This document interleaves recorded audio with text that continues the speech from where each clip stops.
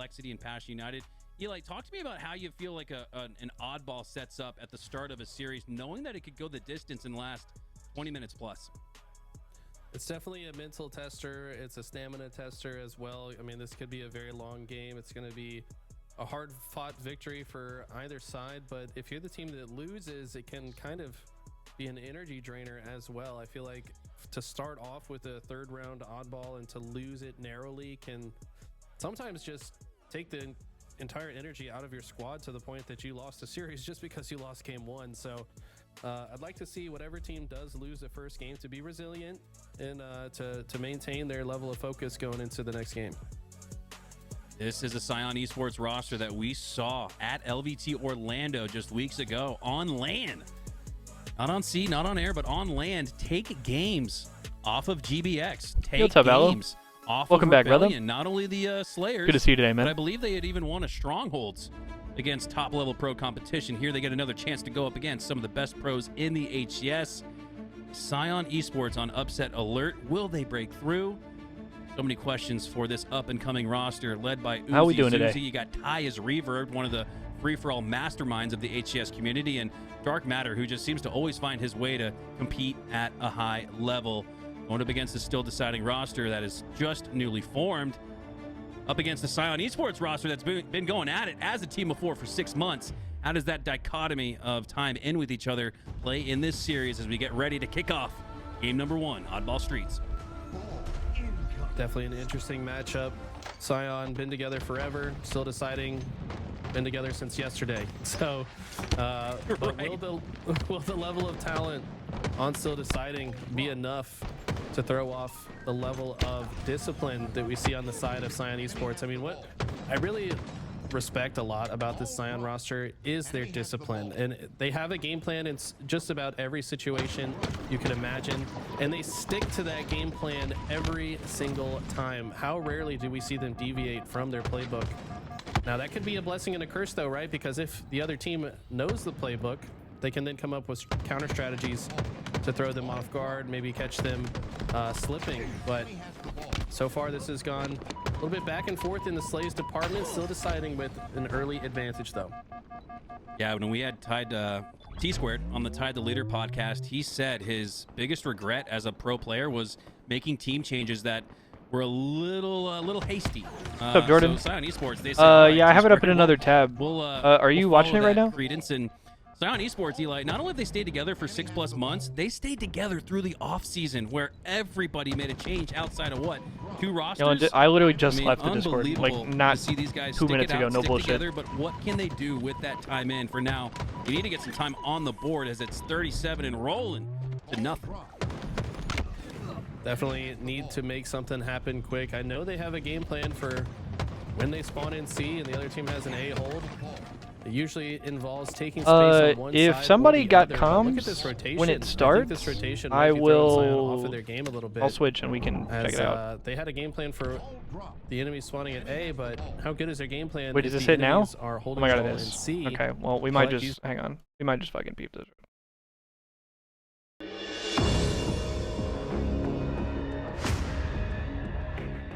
Every Call of Duty player has a favorite campaign mission. When we set out to make Black Ops 6, we were focused on delivering missions so iconic that they stick in your memory long after. We are bringing that action-packed blockbuster feel to every step of the narrative. We are giving you more variety, more dynamic moment-to-moment gameplay, and more options to finish each mission. We can do this loud or quiet.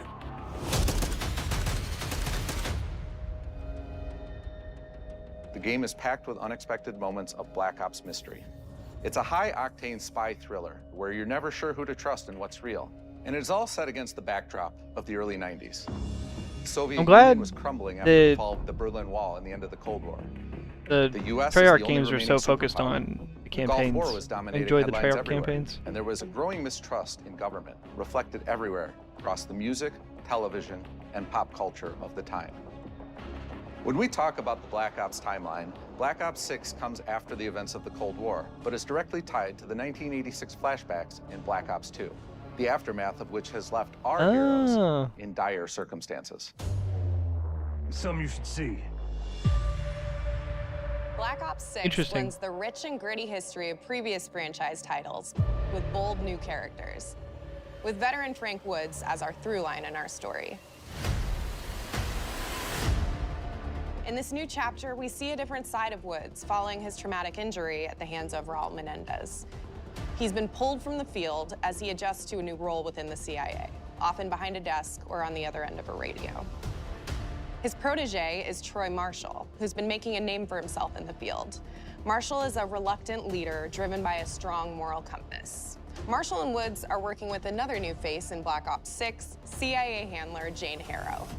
She's a born leader, fearless and brilliant, and helps manage their relationships within the agency. Woods' ability to operate in the shadows has always been hugely valuable to the CIA, whether they want to admit it or not. And Marshall has the ability to make tough calls in the field, ones that Harrow trusts him to make.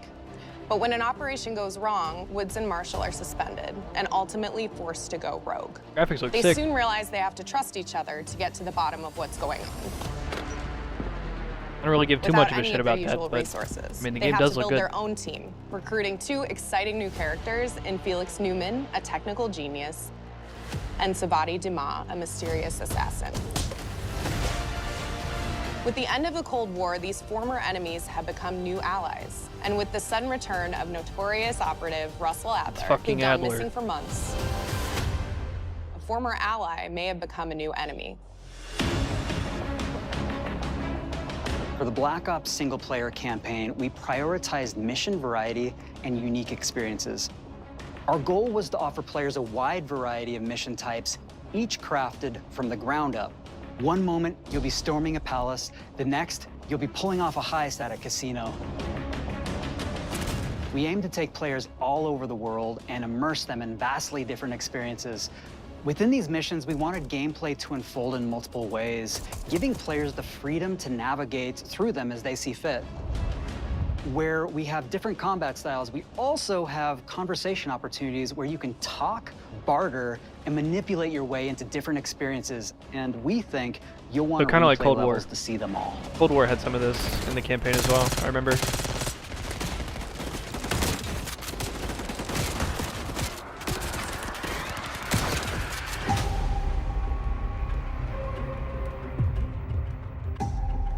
We are excited to offer a variety of different enemy types in the campaign. The goal was to provide different challenges for the player. So whether they choose to go in guns blazing or take a stealthier approach, Line them up right, you can take them both down with one shot. Nice and quiet. we've continued to push on what's possible in terms of how our enemy combatants behave. Your enemies will be relentless, constantly seeking to outmaneuver you throughout the levels. I mean, that's cool. But cut off escape routes, push on players' location, and force them to think on their feet. We've created certain missions where I'm we give you excited a to see high-level objective zombies, and a variety though. of ways That's to what approach I that want to objective. see. One mission in particular takes place in a vast desert in Iraq. You and your team are hunting down missile launchers with the SAS. It's one of the largest campaign maps that we've ever created. Look alive, people! They know we're coming!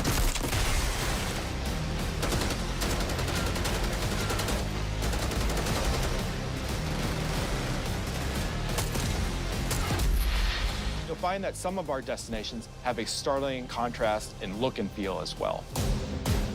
We have a mission that takes place in an opulent casino in Southern Europe. It's unlike any past mission in Call of Duty. And what the player does in this space is totally unexpected. And another one of our missions we have set in the harsh tundra of northern Russia.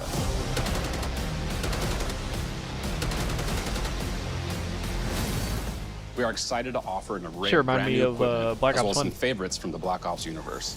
RCXD, Tranquilizer Nice. Trap, Adrenaline Stim, Homing Knife, Homing knife, bro. What the fuck? Disruptor,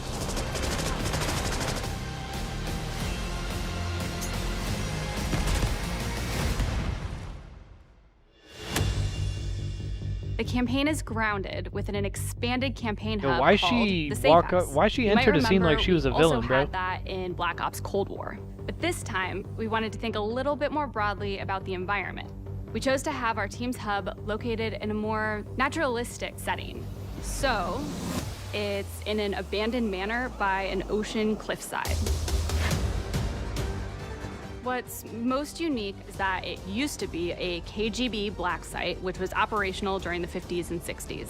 This brings a lot of intrigue to the safe house and will allow players to explore and discover secrets from the past. The team is also bringing back the evidence board, which is still the centerpiece of the safe house experience, but with brand new upgrades. So they're Players just sort of can expanding view on all the campaign stuff from the outline, Cold War gain deeper campaign? insights into missions, and analyze That's cool. evidence collected throughout missions. What on the side, please? Okay. Capture! Okay, the attacker comes in. I'll go. 3, 2, 1, go! That was sick. Great. I think we got it. With Black Ops 6, our goal is to create a more connected experience that keeps players immersed across every single mode. Here we go, bro. Twitter was having a field day with this shit right We've here. pushed ourselves at every corner to innovate and craft the most signature Black Ops experience for our players. Movement has been a consistent area of focus and innovation for Call of Duty. And with Black Ops 6, we're redefining movement. Bro, across Shotzi the and Hydra are entire gonna game. eat next year, man. For the first time ever, players can sprint Yo, in what? any direction and move like a true Black Ops action hero with an entirely new global system we call Omni Movement. This unlocks the ability to move like never before and seamlessly Now, chain combat we are gonna maneuvers see some like crazy slide, shit with the dive, movement, and bro. our enhanced supine prone in full 360 degrees range of motion. From the beginning, we started with, you can't do this thing, why? And then realized people actually move that way. What happens if we get rid of that construct? And then instantly it opened up like, oh, if you can sprint in any direction, then you can dive in any direction, you could slide in any direction, which then led to all the on-the-ground movement and everything else chaining together.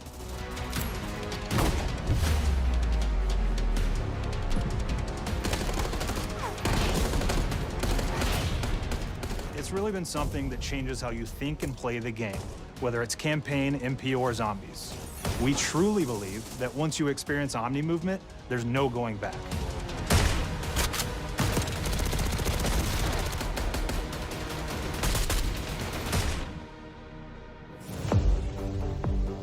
This shit crazy. We also have what we're calling intelligent movement, which is a set of features that drastically reduces how many buttons or keys you're pressing to perform various movements. These can be enabled in player options, and they're broken down into 3 categories: sprint assist, mantle assist, and crouch assist. And each of these settings will allow for fine-tuning. Intelligent movement really started with this idea that we want all players to focus on what they want to do and not how to do it.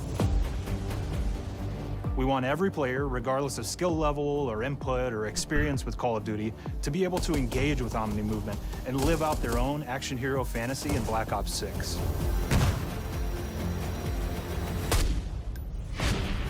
We looked at other genres like racing games, where they have these great assist settings that can be turned on and off. Things like traction control or assisted braking, and we really love the idea of taking that thinking and applying it to our own movement options. I don't think this is a one-size-fits-all thing, and I encourage players to play around with combos of these settings to really dial in their preferred setup. Hit zones are regions on a character that react when taking damage or dying. In past games, we've only had 4 regions. For Black Ops 6, we've actually increased that to 9 regions, so now we can determine if that enemy was shot in their left leg or right leg, and then we'll play a bespoke death animation depending on that location that they were hit. So world connectivity is this concept that players' movement and reactions are connected to the world based on Fucking their doors. choices. A great example that Damn really it, man. shines is a global feature we call corner slicing, where as you round a corner or go through a doorway, your weapon's gonna dynamically rotate in the direction that you're rounding that corner. And since it's dynamic, it'll be a bit more dramatic if you're slowly clearing a room, but won't affect you at all if you're barreling full speed around that same corner. We are constantly looking for opportunities to set the bar with movement cool, I and guess. animations in Black Ops 6.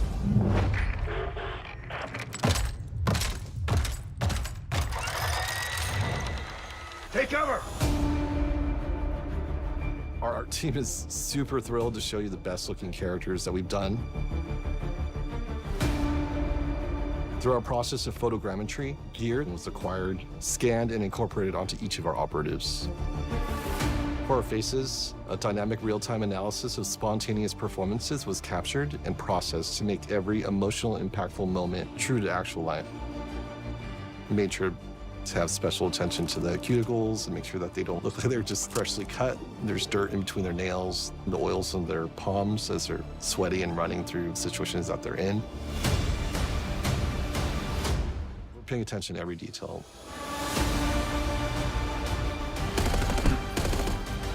The thing that I'm most excited about is the number of new weapons from the era that we've added, which includes many that are brand new to the franchise. Our heroes are rogue operatives, and they operate outside the normal playbook. That means they're procuring gear by any means necessary, and it allowed us to pull a unique mix of weapons. We made sure to deliver dozens of unique attachments for every gun, and this allows the players to create a weapon to match any playstyle that you can imagine, all while maintaining the feel and tone of the era.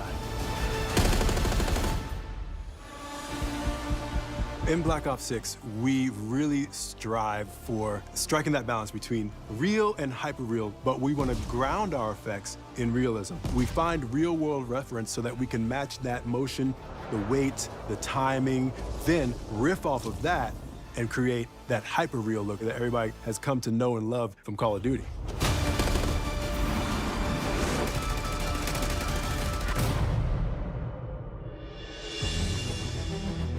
The Black Ops 6 user experience is all about focusing players on what they need when they need it, and our in-game HUD is no different. From the mini-map to the ammo widget to in-game notifications, Ooh, gameplay. the Black Ops 6 HUD combines some of our best designs in a clean, streamlined experience. Okay. For the first time in Call of Duty, players will be able to change their HUD in dramatic ways. Shit to looks suit their very needs. Black Ops 1. For instance, streamers can choose a layout optimized for their setup, or maybe you want your HUD centered so you don't have to look away. Want to play hardcore That's insane. anywhere, or finally put the minimap in the bottom left? Those are options as well. Not only does the HUD give players important status, it connects them to the world and helps them feel rewarded for being awesome. As players track that elusive challenge or target their next level unlock, Black Ops 6 delivers an end-to-end experience from the lobby into combat and back, where player progress and achievement are celebrated in a big way.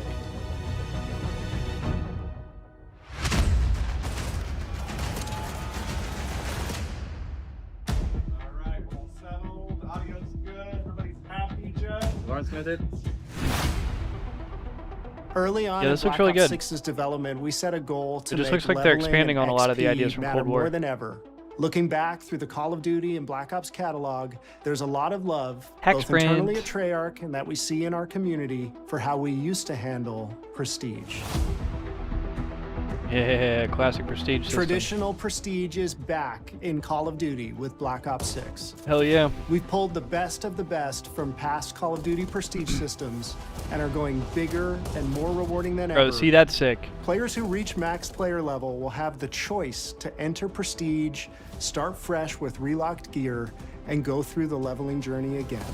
Black Ops 6 will have 10 prestiges, each with a valuable set of rewards to earn and equip to peacock your status. Players who make it through Prestige 10 aren't done.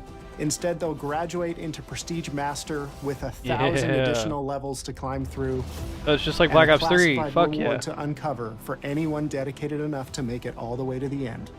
The full Bro, I'm Prestige trying not to system get my is hopes up available too high, on Jordan. Day 1 in Black Ops 6. I need to see the zombies, man. Need to see the zombies. Okay, multiplayer first. We know how many of our players look forward to multiplayer, and we will be providing a deep dive on it later. They in the said year. it was round-based For now, zombies, bruh. Here's some insight At into launch. our development of Black Ops 6 multiplayer. I gotta see it. Our vision since day one has been to craft an approachable and engaging step change of that signature Black Ops multiplayer experience. We focused on supporting 3 core playstyles for launch. Enforcers are the slayers who like to kill and stay on the move. Recon is all about Oh my intel God, there's and counter classes. intel play. And strategists are support players who throw their bodies at objectives for the win or focus on taking out enemy score streaks for the team. All of our weapons, gear, and gadgets in multiplayer have been intentionally designed through that lens of supporting these play styles. And of course, it wouldn't be a Black Ops game if you can't relive those action hero moments in theater mode, which we're happy to announce is returning with Nice. Black Ops 6. I don't know why Now the I fuck said they we're only stopped doing getting a theater taste mode of in COD. MP today, but of course that means you're going to get some early details on maps. We're happy to announce that we will be launching with 16 all-new MP maps. We've got 12 core 6v6 That's and 4 strike a good maps, amount of which can maps, be played bro. as 6v6 or 2v2. What do players like? What do we know Treyarch that they really want? understands So we're the- back to our the classic assignment, bro. 3-lane maps. We've got fast, frenetic experiences, and we have that balance with more medium size, like better for hardcore pacing to keep the action flowing, but still have meaningful decisions for the player to make. The maps have their own stories, and we have multiplayer taking place after the campaign, after you finish it. So don't want to get into too many spoilers there, but you'll experience some of those locations through the multiplayer lens.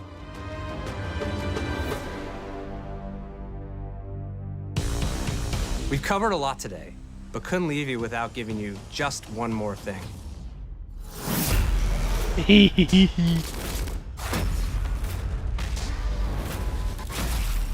Holy shit.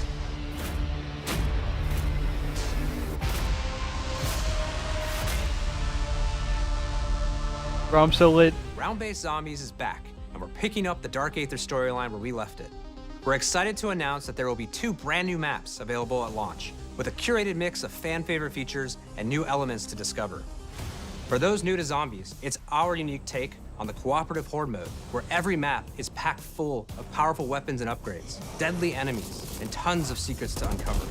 The legacy of Zombies is incredibly important to Treyarch, and we are so proud of what the mode is bringing to players in Black Ops 6. As you've heard today, the innovations in movement systems will also be coming to Zombies. Plus, there are many additional zombie-specific features, both new and returning. This is going to be a truly epic return for round-based Zombies. Be on the lookout for more intel coming later this year. Oh yeah. interviewed AB Mark. Now, we know we only gave you a little taste of multiplayer here today, so make sure to mark your calendars for our worldwide multiplayer reveal event at Call of Duty Next on August 28th. Make sure to stay tuned for details and watch your favorite streamers get hands-on Black Ops 6 so you can be prepped and ready to jump into our MP beta and feel Omni movement for yourself. We'll be sharing so much more about Black Ops 6 in the coming months and look forward to seeing your reactions and your feedback from our open beta coming up this fall and into launch. And it's not just about launch, because the team is already focused on delivering a ton of content in the live seasons, which we'll be sharing more about. Am I allowed to talk about Warzone yet? No. Our goal on Black Ops 6 was, and still is, to make something that is the best work we've ever done, and frankly, the most fun to play. To do that, we deconstructed all of our gameplay, our systems, and content plans, and repeatedly asked how something could be better. In some cases, that led us to huge innovations like Omni Movement, where we're now allowing players to move how real people and operators move. In other cases, it led us back to some of our classic systems like Prestige, then taking that classic system through the ringer and making updates and improvements. Across our weapons, gear, operators, maps, and more, a huge push has been to hit the highest visual and audio fidelity possible. The campaign tells an all-new Black Ops story where you're forced to go rogue and are being hunted by the teams that trained you. On top of that, the team is really focused on mission and engagement variety. Multiplayer is a key ingredient in the DNA of Black Ops, and hopefully, in this sneak peek, it was clear You really that going pro every in this shit, single bro. part That's of crazy. the MP game loop will be improved and better than ever, from movement to shooting to footsteps to engagement systems to death. And last but definitely not least, the triumphant return of round-based Zombies. There is so much more to share across all 3 game modes before the game officially launches on October 25th. On behalf of the entire team, we can't wait for you to play Call of Duty Black Ops 6. Damn.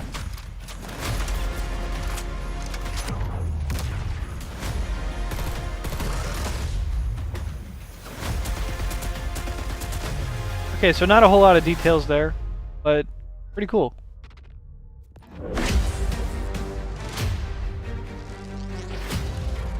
I'm excited. I'm intrigued. I want to see more.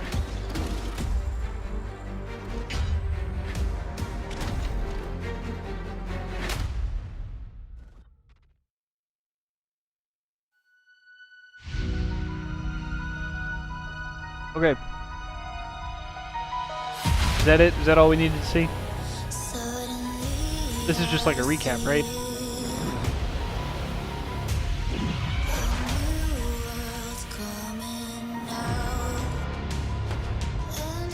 Because I don't think we thought there was going to be any Halo with this thing.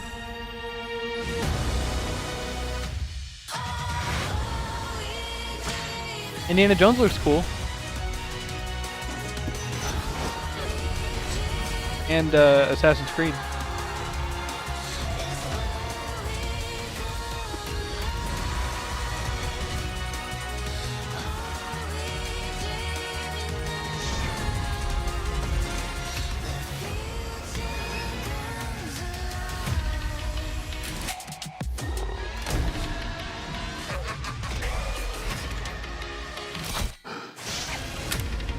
What's up, Brandon? How's it going, bruh?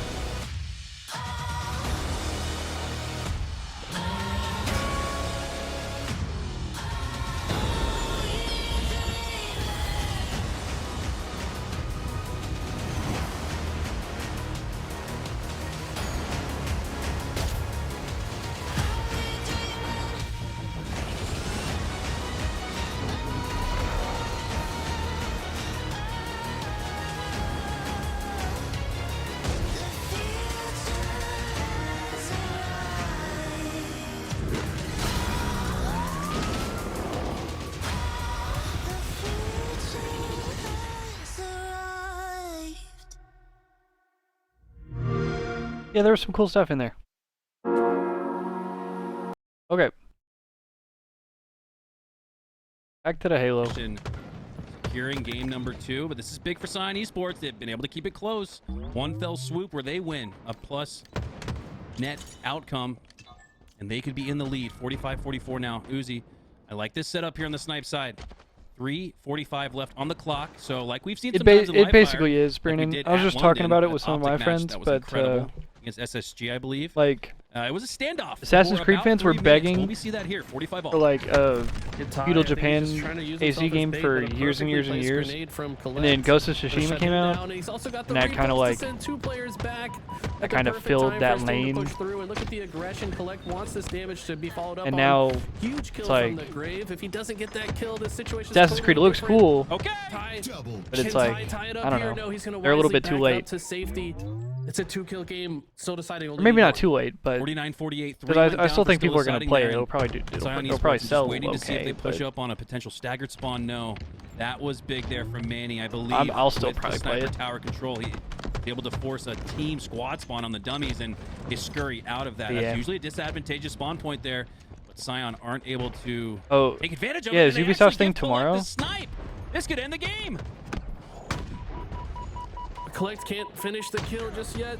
Zuzi has to peek. My God. Oh wow, that is a huge. I'd actually be curious to watch that because Cyan had a chance, but it just felt like still deciding we're more willing because of to X be the ones that Defiant. made that last move. And there's gonna be a bunch of X Defiant stuff. It was a tough situation to manage for both sides, but still deciding with just fearlessness, just pushing forward, not afraid that they could potentially be double killed to end that game, and they're rewarded for it.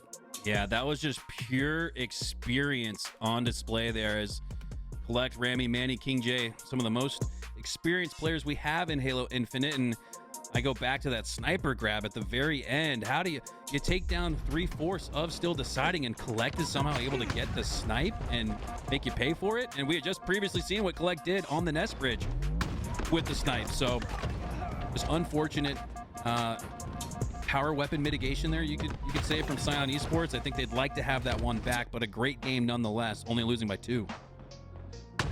Very I'm impressive stuff. excited. These guys came to play today. I think Cyan have an avenue to come back.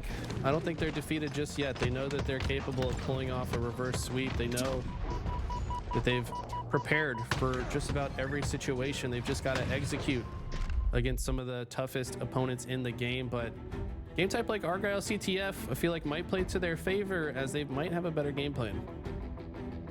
Snipers gonna be key. Grapple's gonna be, Argyle, I think, a big key, especially. I mean, Argyle, a map, it plays long. It plays not only long distance, but it plays long in the tooth timers as well. This one usually goes the distance, all 12 minutes, as we kick off game number 3. Scion Esports needing a win here to start that road to a reverse sweep. Look at the nice QT play out of Zuzi. Not going to keep him alive, but at least got himself a kill and a little bit of extra damage before being taken down. Rami not getting too aggressive here. Knows that he lost a few teammates in the opening play and has a little bit less help. I like the way he's playing this, just guaranteeing that he stays alive. Gives his teammates time to come off spawn, but a nice grenade from Dark Matter is going to shut him down. Sniper in the hands of King J. Nice clean up there with the bandit headshot. Both teams still feeling each other out. King J takes a couple of shots into the side from Ty and looks back that direction, expecting to see an opponent. Doesn't yet, so instead sets his sights to the middle map. For now, 4 versus 4. This battle for the mid map could very well spur the first cap or pull of the game, as Ty is the first one to go down. King J still waiting for the peek, and there it is. Patient play there as he takes down Zuzi. Rami has a snipe to work with. King J has a snipe to work with. Watch out. They both are forced to retreat from the vent, though, as a rain of grenades come in. They do shut down Rami. Looks like King J going to stay alive for now, just kind of patrolling this bottom area. This is not really where you want to be as a sniper player. There's still enough sight lines to land a kill like that one on Ty. Very fast reaction time to finish the body shot with the bandit. But Yuzi has the snipe on the other side, and huge pickup from him. He's going to shut down King J, and he's going to be able to move up. Last time we saw a sniper 1v1, it was still deciding winning it. Scion now winning it instead, but with no shots left to work with. Gonna have to clean it up with the bandit Evo. Collect goes down, and it's 3 going down. 4 for still deciding. And Scion, on a map like Argyle, you gotta play your process in thirds. So 1 team wipe, not enough. I think they're gonna need at least 1 more. That should have this, is continuing on through, and it might just be 1 more slay instead. Wow, efficient run here from Scion Esports. Usually, historically on Argyle, it takes a little bit more than 5 slays to get a pull and a cap. And there we see just that from Scion. Great run there for a 1-0 start. You're exactly right. Usually takes more, but I mean, if you effectively identify, okay, who's the most important spawner? Which spawner has the best chance to stop the flag, and you shut them down first? That's a huge win condition for a flag cap, and that's exactly what they did. Just catching that first spawner off guard, and then also body blocking for the flag just in case. Love to see the process being played for Scion. Yeah, now you have that 1-0 lead. You don't necessarily want to park the bus. This lead's not that safe, but now you can kind of let the game come to you a little bit. I felt like I kind of saw that from Dark Matter a little bit. Moseying his way on through the right side of the map, now taking his positioning at the top of vents. But you can tell he doesn't feel stressed or pressed to find a headshot. He's going to let it come to him. Boom. Wow, there's the no-scope. King J, as we predicted, Dark Matter finding his form and maybe even finding a little bit of flow state. It's an important shutdown, right? King J, we've known what he can do with the sniper over the years. Yeah, the man's probably out of practice, but sniping's like riding a bike for a lot of these guys. Doesn't matter how much time they took off. They're still going to hit those headshots. But to shut him down in that moment is huge, right? That's now 1 less sniper in their hands. They could potentially rotate and take the ammo from it as well. Manny has found his way into the base of Scion, and maybe they don't expect him to just in, brother. Damn. Kind of forces Dark Matter out of his positioning, and this could be a we were tweaking for a second. Game to play. If you're Scion Esports, you got to get this flag returned.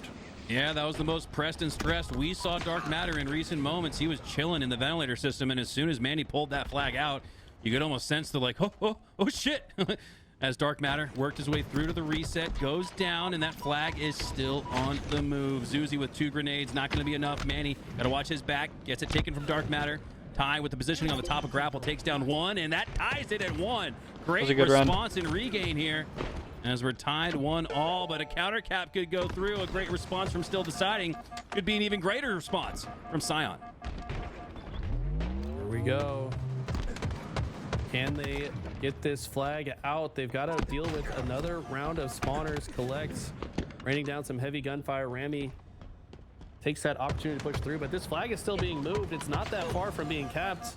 Still Deciding are trying to find a way through to get shots on the flag runner. Collect, I think, is on the flag return. No, he's under the base, so he's got to actually backtrack. So he played forward to get the kills and then goes back for the flag. Love that process from Collect. And that was pretty sweet, pretty heady there from Collect. Usually he's taking heads, but it's the heads-up strategic positioning there that earns the reset, and another flag out for Still Deciding in a 1-1 game with 6:45 left on the clock. This one's not down to the end game, but the end game feels a little accelerated on a map like Argyle, where every score is looking like a cap. matters so much. 3 go down here for Scion Esports, and with that, Rami gonna have the free space on the map to push up, take his positioning here in mid. Gonna give the vents up to the sniper, and all the while that flag was run efficiently. I don't think anybody got any shots on that flag runner. An easy score for a 2-1 lead here for Still Deciding, needing one more to secure the series. Collect having himself a game 13-8, just making life difficult. Every time it felt like Scion was about to have a chance to score or even pull a flag, it seems like Collect was the thorn in their side to stop it from happening. Looks like Yuzi does get the kill on King J. Dark Matter putting the sniper to work. Flag does get pulled, but not in a great position to run right away. It now does get picked up once again, and Dark Matter is going to try to shut down the next set of spawners so that flag carrier can make some distance. Players trickling out of the base for Still Deciding, and they're able to take down Dark Matter. They're able to take down all of Scion Esports, and that could help propel the rest of this game. 2 still on the respawn screen for Scion Esports. Uzi gets sent back to it as Rami looks to push on through. Those flags are reset, so they're going to need a full run, and like we talked about on Argyle, usually need 2 or 3 team wipes. This would be number 2. But Rami's going to go down. Manny goes down, and Scion have done a great job to reset their base, and with 5 minutes left in this match, they're still in it. Still in it for sure. Yuzi shuts down Collect. Ty does his best to kill King J. Unable to do so, but Yuzi there to clean it up. 1 bullet of snipe to work with, and he puts it to work, but can't land the headshot, just barely missing left and right in each of those shots. So great shots out of Rami. But look at the flag. The flag's all the way to bottom center. Problem for Scion is Collect is in a perfect position to look over it. This must be what enemies see when Batman is like waiting on a ledge, right? That's kind of what Collect looks like. I dare you, go take it. Instead, 3 go down for Scion Esports. You're not supposed to laugh, Eli. Or maybe I'm not supposed to, but snipers are up nonetheless. Crucial moment in the match. Collect picks up Still Deciding snipe, and looking to set up defensively here in the flag. Now working his way towards the PCs, and he pops off, you might need to check him, PC. There's a slay. Make it number 2 for the double. No, he goes down shortly after, so Scion, they could steal one of those snipes. They've stolen the numbers for now. Rami still positioned in the back of his flag. A big win there from Manny at the 50-yard line. Makes it a contested battle for mid-map. Still might be over. Ty trying to hold mid-map, but he gets shut down. Rami getting another kill, and all of a sudden that is it. Great heads-up plays out of Still Deciding throughout. They just really made life difficult for Scion, and an impressive win here. Like we said, this team might have formed in the last couple of days to defeat a team that's been together for a long time. This goes to show the level of talent and experience these guys have, that it doesn't matter. They've not played together before. They're able to use coordination, teamwork, communication. They're able to talk through each engagement and come out on top, and that's a swift 3-0 for Still Deciding. All right, guys. Roster talk. I am going to run to the bathroom and hit the Pine Park real quick. Taking place over the last 24 to 48 hours. We'll be right back. Finds Give me himself like as the 5 odd man minutes. out once again, but the top performer in that last match with 17 slays, leading Still Deciding to a big victory over an upstart Scion Esports roster that we anticipated could give them trouble, but trouble no less, as Still Deciding move on to take on Sentinels in the winner's quarters. This bracket's starting to fill out and heat up. In the meantime, we're going to take a quick break, reset, re-rack, grab some water to hydrate, maybe a snack or 2. Don't go anywhere. We'll be right back with more from LVT Halo.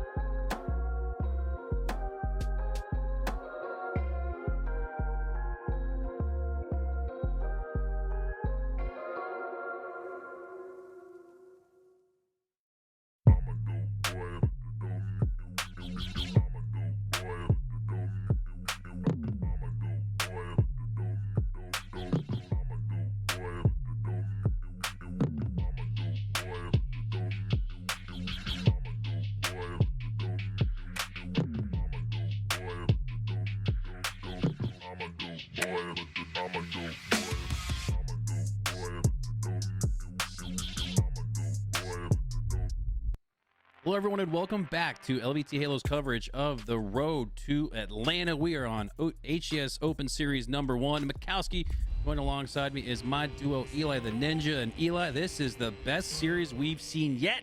Still deciding, taking on a Sentinels roster who, I got to give them ups for competing here today. Not needing any of these points, right? They've already qualified for pool play in Atlanta, but as a new squad, they're looking to put in more work. You'll love to see it. What are your thoughts? I mean, it's not really surprising to me. We just had the chance to sit down with Boo Boo Doo for the All right, next I'm back in shit. episode of the podcast. What I miss? A little bit of leak for you What's guys. up, Ease? And during that, I brought up the fact that it doesn't matter what the tournament is, if it's Forge maps, if it's Halo 3 throwback playlist, if the game is dying like back in Halo 5. Boo Boo Doo was just signing up for every single tournament he possibly could. This is one of the most competitive individuals we see in our scene, and Yeah, it doesn't surprise me that this Sentinels roster, they want to get some more reps in. They want to practice and get more tournament experience in. It can only benefit them. They can also get a little bit of extra points as well in case that can decide the difference between seeding later on in the season. So no surprise to me that they decided to play today. Yeah, I think one of my biggest takeaways from interviewing Boo Boo Doo Boo for the podcast the other day was just how hungry he is. He mentioned, and it was the tone in his voice more so than what he said, but he mentioned how, I've won a lot online, but I've yet to win one on lane in Halo Infinite, and I want it so bad. And it kind of made me think back. It's like, wow, yeah, you're right. Boo Boo Doo Boo and Sparty, remember in the 2v2s, they won 2 out of 3 of the LJ LBT Zombies 2v2s. tweets? What's LJ tweeting, bro? Any form of the triplets, it feels like online, they're winning most of those tournaments. I think Frosty was the 4th on that squad. So yeah, you look at a guy like Boo Boo Doo Boo, just trophies on trophies on trophies online, but he hasn't been able to secure a win just yet. And I think, yeah, that's going to be one of the things that you look out for if you look out for those podcasts available this week on Patreon and YouTube for Tied the Leader is there's always like a key takeaway. I assume, at least for most of the viewers when they watch that, and that was mine. What was yours, Eli? I mean, I've known Boo Boo pretty well already. Hell yeah. It's kind of exactly what I expected. I already know this guy is super hungry to. Yeah, that's to what I was win. saying when we were watching that shit. But Was just I like, think one of the other standouts bro, is just how comfortable he is with this specific Shotzi squad, and Hydra right? are just gonna like. Of course, we had to bring up the force choke that everybody saw on social media. The brothers are gonna go ape shit. Of the podcast, but. The fact that he's just comfortable to be his true authentic self and have fun with it, I think is just making him a better player inside the game and outside of the game once, he feels that kind of level of camaraderie with his teammates. 100%. Keep an eye out on that on the Tied the Leader YouTube. We're just in the process of getting that edit wrapped up. Huge shout out to Kills in the Night. Just does such an incredible amount of work on post-production. He's there in all of our recording sessions, really puts in a lot of time, a lot of passion to this Halo community that I think comes through in the final product that we put out there with the Tied the Leader podcast. We've seen amazing support. It feels like we just started that, and we're going to be celebrating episode 10 with Frosty. But for now, let's talk about the series. This is a big one. Sentinels. It's just H5, bro. Sentinels have it's just been H5 rolling through. They got to this point, which in what felt like a speed run fashion, still deciding, have dropped a couple games and drawn some blood a few times throughout the series. But here we go. We are ready to start off King of the Hill on Recharge. Still deciding when their last series 3-0, but as the wise man Why Not Be Casting once said, there's levels to this. So we'll see if they can still come out on top in this game. Right now, both teams gonna vie for control of this gold side, and it looks like Precision gonna make his way into A. I think those are the spawns they favor for hill number 1. Yeah, a little bit of that L-shaped formation, but Elect looking to break it down. He goes down, but 2 go down for Sentinel, so that's going to make the hill highly contested. Manning with the shock rifle cleans up on Precision. Nice process to dismantle gold, but everybody gets dismantled in the lobby. Only 2 players alive in total, 1 on each side. But that might just give the edge to Manny and Still Deciding, but close spawns on the long haul, split spawns on the A side are actually going to give them great sightlines onto this B hill and make it very difficult for Manny to milk out a few more seconds, which he's doing a great job of. Avoids the grenade damage, but not for long, as Manny does go down, but not before taking a lead on hill number 1. We were just trying to deal max it might damage be to this used. I don't player in fucking the know. gold side. Tries to get a nade on the bat ledge. I think it missed though. Flex gonna stay alive for now. Finds a shock rifle. Ooh, piece of candy. Nobody ever tells me what's trying to going find on. his way out here and see if he can put these shock rifle shots to work. And he does see it. Manny, unsuspecting, might be able to hold down some space here. Collect with a full magazine left to work with. The mag's not full yet, though. Would need to reload to get that 4th and final shot. Electricity as he looks to line up his shot. Doesn't need any headshot proficiency on lethal, as he was absolute. Great recognition of that from Collect, but he goes down shortly after. King J sliding in on a Boo Boo Doo Boo, takes him down shortly after. It's a 2v2 for now with camo up, but King J, despite being on it, despite having the slays, goes down instead, and Lethal's gonna steal it. Collect the only player alive for Still Deciding. And this could roll here. Collect goes down. Spawn staggered out. Lethal with the back smack double kill. 5 perfect shots on a King J for the triple kill. And if Lethal can clean this up for an over, that would have been the play of the weekend so far, but might even be nonetheless when you look at what this leads to, a potential 1-0 lead for Sentinels. Yeah, understands it's not worth it to chase that player out. Wanted to make sure he blocked that A spawn, so crucial for that first hill. We're starting to see shades of the old Lethal. the Lethal we knew that won every tournament he entered, seemingly. He's 13-4, towering over the lobby in the stat department. Falcated, though, with 9 assists already. I mean, he's definitely been rolling with Lethal quite a bit to help him build that stat line.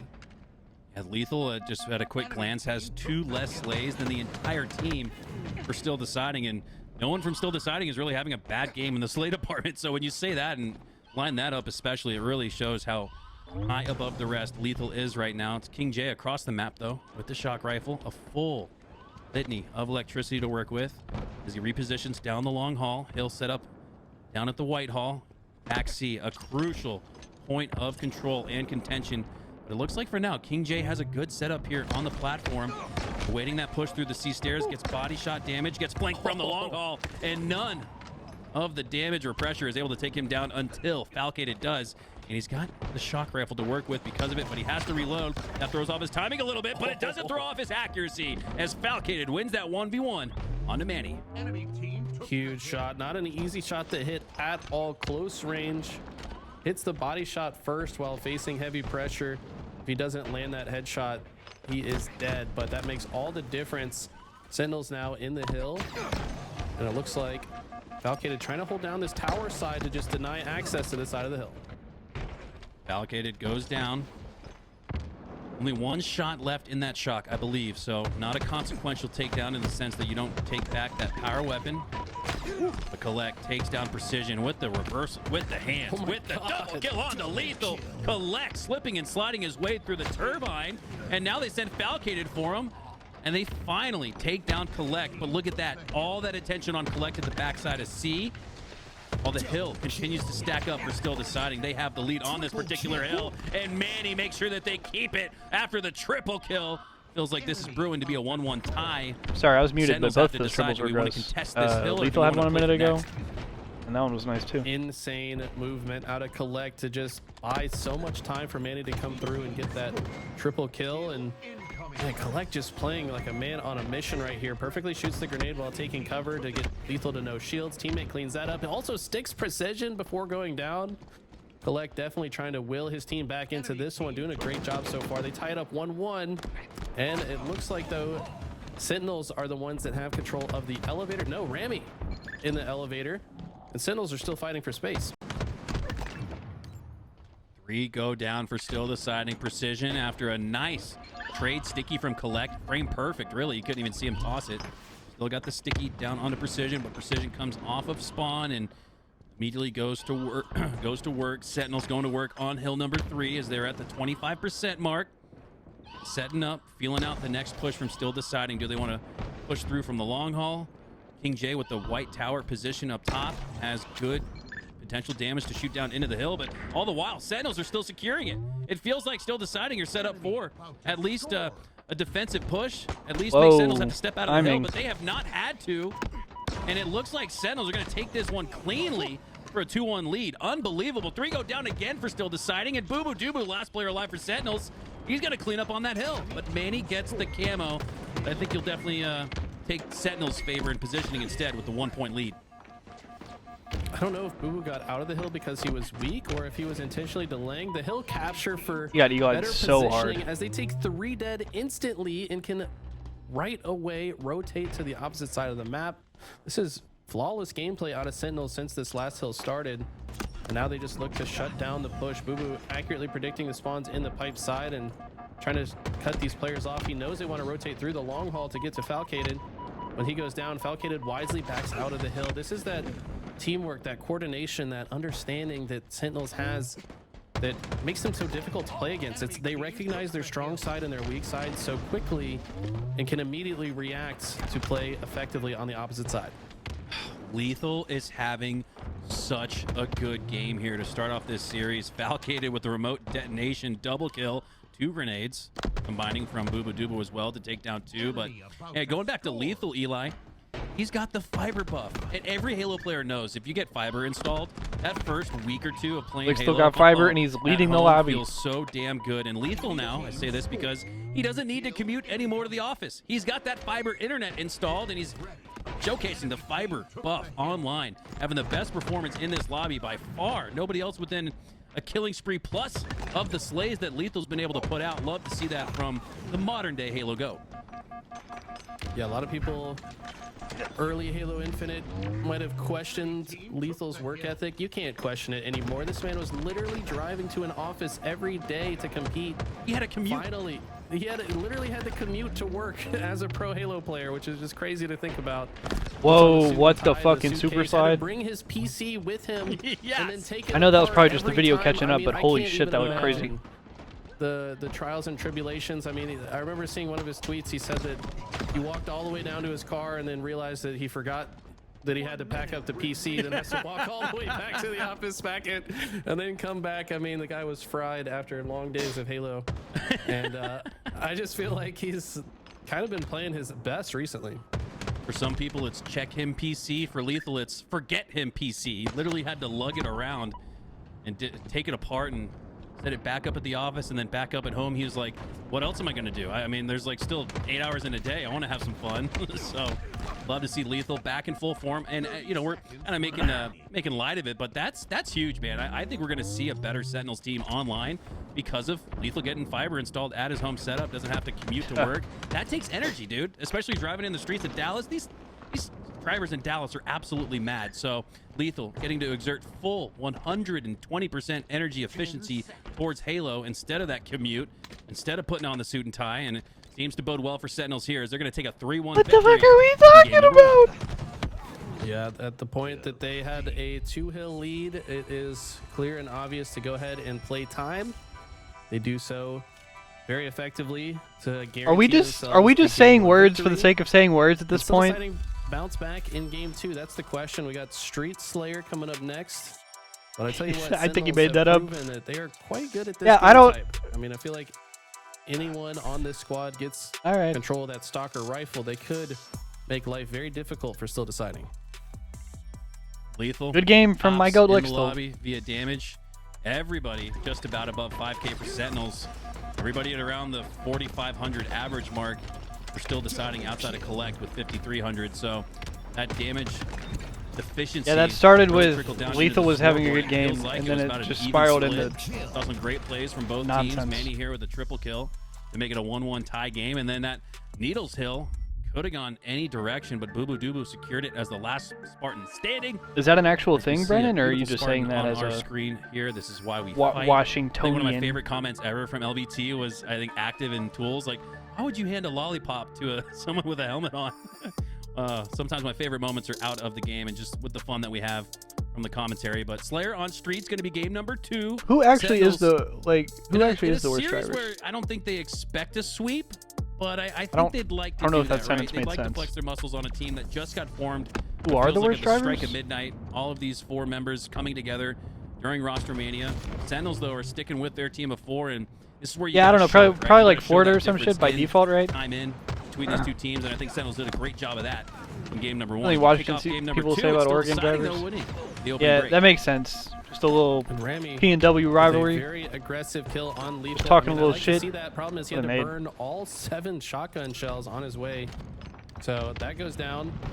Now he goes down as well. Sentinels trying to fight for this camo. I mean, Lethal yeah, finds the stalker. Florida drivers definitely Almost gets the suck, kill but that on just, Collect I think to shut that down, but that just falls under getting the away with banner of camo, like, no, Precision's going to shut him down. Florida That's a big people are pickup right crazy here, and as, ridiculous in Still general. Deciding could have started to steamroll if Collect could get away with the camo, But it a still nice applies. It's still Hail valid. Mary grenade on Boo Boo Doo Boo, and Rami starting off hot. He's 4-1. Love that cue. Wait, from you Louis can't V. pump Titan as your own well. The gas Hail there? Mary, Jeff Sticer Wait, is that an actual announcement thing? Comes through thanks to the great. As in, like, a passionate gas station work of our attendant has to production do it? team. Rami with a passionate take down. It's not real, is it? Say. He earns the double kill. Now has double support via Manny, but Boo Boo Doo Boo times that Seriously? perfectly. Boo Boo Doo Boo must have recognized when Manny split from the from his teammate, and Boo Boo took advantage of it. Doesn't take advantage of that repulse. Sick You gotta be movement. really on point, even to make a small jump like that, Eli. any little delay with the repulsor, it just doesn't have the same effect it did before the networking update. Yeah, I mean, Boo probably feeling a little bit silly, bonking his head on the side of the railing there, but ultimately not going to matter too much. It was illegal to pump your own gas to the before? cafe side. Valkated just playing in the face of Still Deciding. No fear whatsoever. Lethal trying to catch up to the play just to have a factor in it. Sounds like looks like he's probably getting the call. No, the force is with him. He's got more training to do. He's not ready yet. Alone. Falcated able to snag the camo, but and that's okay because it's still just kind of online. That resource to the opposition, but Still Deciding, holding on to a 3-kill lead, and honestly, Sentinels do not look to be in good positions to start coming back. 18-15, Still Deciding have swung first. Wow, and held piss on to the slammed. heavy fist as they still maintain a 2-kill lead. Precision getting pushed by Collect. Wow. Really surprised we didn't see Collect push through there. Just to show the respect that is brewing and building for the likes of Precision. That's crazy. Unknown I didn't know that name was in the actually a thing, community, Brandon. within the last calendar year or so, now he has made his mark on this Sentinels roster with his best opportunity yet to really break through. Here we go. Voodoo recognizes he's on an island here. Doesn't know where all the members of Still Deciding are. And what Is that just some weird holdover law from like the 1950s or some shit that they just never got rid of? They have not been in the same parts of the map, usually off alone. Or like what? I think that's because Still Deciding are playing their process very well to force split spawns. They're playing aggressive on the remaining members of Sentinels so their teammates cannot spawn with them. And that's why they're still maintaining a lead. Sentinels do get a few kills to answer back, but finally, they are in good positions to team shoot together. Yeah, they don't know what to do with it. They just fucking drink it. One trade in favor of Sentinels. Sentinels at the halfway mark have tied things up, and that's huge. You don't want to just standing outside a gas station. Not only on this what do I do with this? Confidence as a newly minted team of 4, and like their teammate says, they're still deciding. So any type of error in judgment or accuracy throughout this day or Thursday when we can conclude the HES Open Series #1 could mean that these guys don't team as a team of 4. That's not the case for Sentinels. They know no matter what, they're sticking through it. They're sticking with it. And I think that could spell trouble for Still Deciding. You're starting to see a little bit of that experience as a team of 4 come through as Sentinels have chipped their way back to a tie. But it's Still Deciding who keep it close. 28-all. This one's back and forth with nobody finding any separation. Falcated so smart to use that sticky grenade to trade out in a 2v1 situation. Knew he was dead for sure, but picks the best option to at least get a kill before he goes down. And now it's a 4 dead for Still Deciding. Sentinels not only have the camo, but I think also a few weapons to work with as well. Plus, they know where Still Deciding are spawning. And look at this. They're just treating their opponents like sheep, surrounding them on all sides, getting them pinned into the back of A. But honestly, Still Deciding doing a great job of trying to get out. As I say that, though, 2 go down. Lethal needs some help on this side, but wins a piv, and it's another clean 4 dead. So they've now gone on an 8-0 run, and this game turned on its head. Them next time? Yeah, this is what I was worried about for Still Deciding. This is where Sentinels could start to flex that what do with this gas, experience bro? muscle, if you will, as they retain a 5-kill lead now. This was a lead for Still Deciding towards the midway mark. Then at the midway mark, Sentinels were able to tie it, but now heading into the 40s, Sentinels, you could argue, are running away with it. Precision pushing up towards the cafe side. Curious if someone saw that magazine drop out. That actually is very interesting, Eli. I think the magazine flopping out towards the left side of cafe gave up what looked like sneaky positioning from Still Deciding. Nearing victory. Yeah, I mean, there's a lot of moving pieces on this map. I know 343 took a lot of them out, but on this map especially, there's still some objects you can accidentally kick around and give away your location in funny ways. But it's now a 9-kill lead. While this game was very close and even in Still Deciding's favor for a lot of the first half, as soon as Sentinels gets control, they start to build that separation. And at this point, if you're Still Deciding, you've got to be playing a bit closer together. When you get kills, you've got to also stay alive. You cannot afford to trade out, as it looks like Boobaduba's strategy is to just trade out in as many opportunities as possible. And because they've done such a good job of that, they only need 3 more kills to close the game. Falcated with 15 of his own here hit in this the gas, one. bro. Top performer so far in this lobby. Ramy doing a good job to keep it close at 13 on the other side, but Falcated going to put the finishing touches via the hands into Still Deciding as they get 4 down in one fell swoop. Calculated cohesive pinch and push there from Sentinels gives them the 50-39 lead in game 2 for a 2-0 series lead. Sentinels look to find their way to the end of this tournament without dropping a map. They have yet to do so in the bracket. This is definitely their toughest opponent yet. Still Deciding, like I said, looked very good at the beginning, but just could not close things out. And Sentinels did such a phenomenal job of controlling the entire map when they did get 4 dead. And that's what makes them such a dangerous team, right? Is when they do get into advantage state, they make you pay for it. They're going to stay in advantage state for longer than most teams. But looks like we're going to hop on board with a fresh series on the other part of the bracket. Same rounds, but this one is like between just Reversal on Perfy YouTube or and something, Cloud9. Tied 1-1, but this next hill gonna show who takes the early lead in the series. Hey, yo! Venta Ninja filling up the chat feed with the 10 gifted. Love to see that. Thank you guys so much. As you guys know, LVT Halo is entirely community-based. So it was just like a service thing. So they just to have support like that, was coming one of the through in many gifted duties subs they had. is what gets us to tournaments like LVT Atlanta, or I should HCS Atlanta, excuse me, where we get to cover the matches on land. So huge ups to Venta Ninja for the 10 bomb and Wasn't all just the other pumping the supporters gas in the and chat. shit. Love you guys. Thank you so much. All right, we've got a bit of red zone coverage here. So back to our main match. We'll keep eyes on that Reversal Perfy Cloud9 series.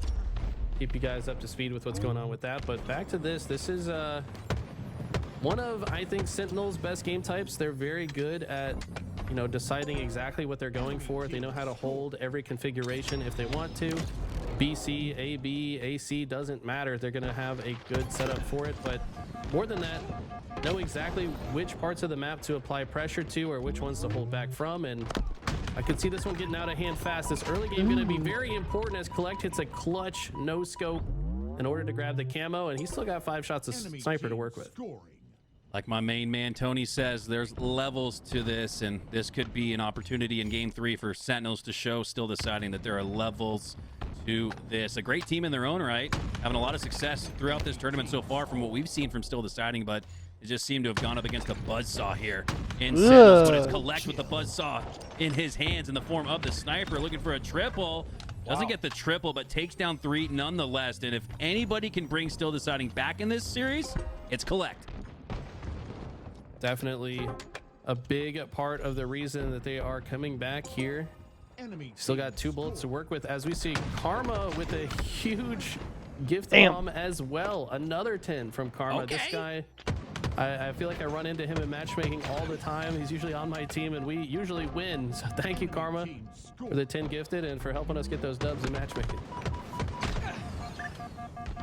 Annie, down to low HP, down to the low ground.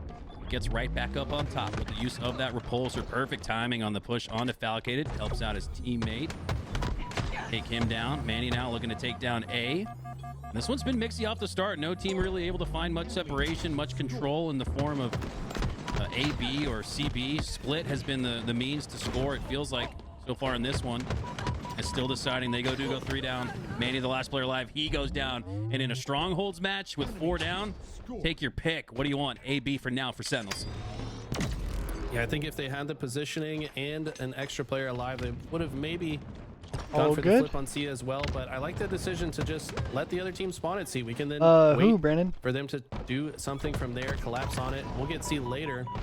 That's exactly what they do at Precision with the cleanup and the quick QT out just to maintain his life.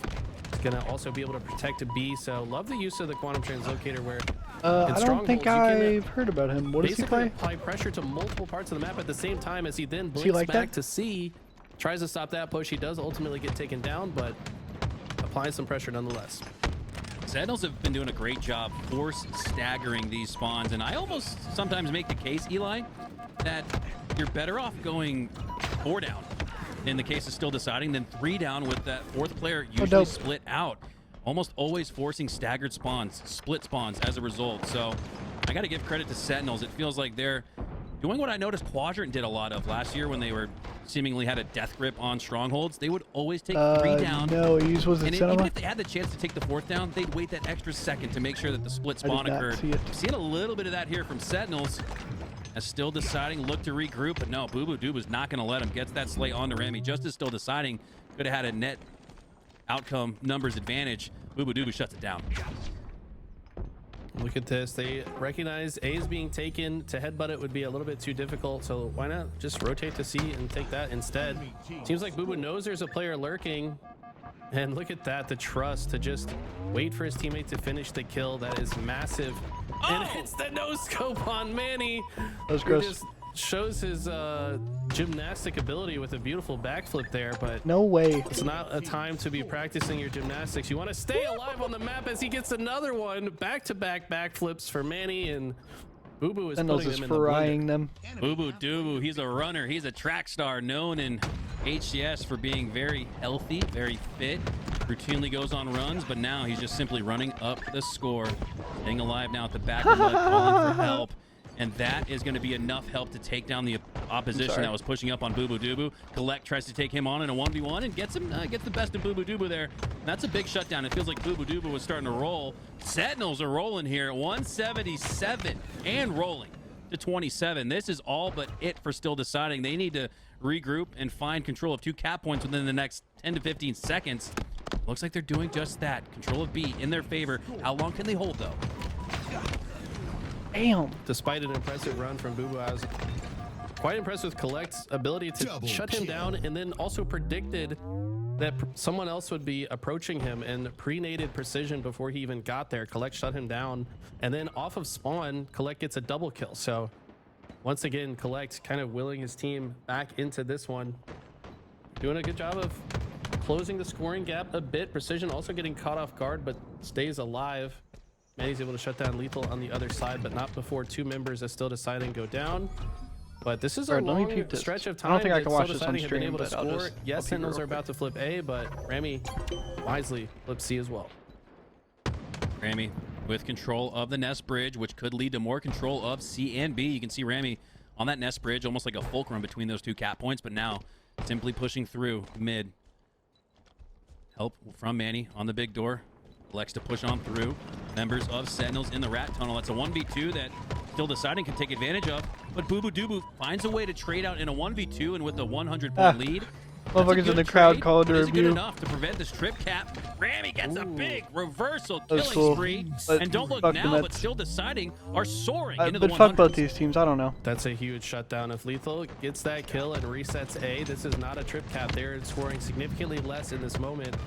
That could end up being a difference maker as they continue to roll. So cool, once though. they get into advantage state, they know how to use it as well. Sentinel spawning on the A side and Still Deciding are ready for their exit point. Rami just going to watch this big door side. Have to imagine teammates watching through top center, potentially he's on out the by a cut mile. side in case they do rotate on that way. But look at the push from Sentinels. They send everyone to C right away. I like this play, but they take heavy damage while doing so. Collect last player alive on the side of Still Deciding, and it's a successful push for Sentinels. They've now flipped the map. Lost in all of that chaos of that top mid push was Precision. Landing a no-scope with the snipe, goes down shortly after, but yeah, if not for Precision landing that was looking like a potential triple, or if not an overkill on the side of Still Deciding. But they're able to regroup and regain control of A and B. And look at this, Eli, they're only down by 30 seconds, and in strongholds, that feels like 3. 3 go down, though, for Still Deciding. Boo Boo Doo Boo with the sticky onto What Rami, the and I almost... fuck? Did that go off the wall? Did he call backboard on that? No, that was just a clean switch.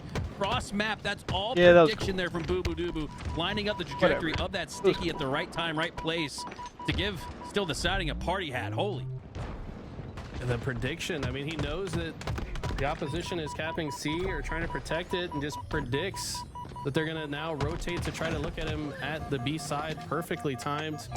And now they've got the trip cap back in full effect. It was momentarily forward dead. Precision gets away with the camo.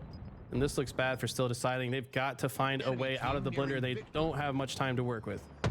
Tom, Boo Boo, Doo Boo, Brady, not only orchestrating that sticky grenade, long Hail Mary toss, but orchestrating what feels like Sentinels regaining control of this map and a firm lead. 236 to 149 now. Split control of the cap points across the board.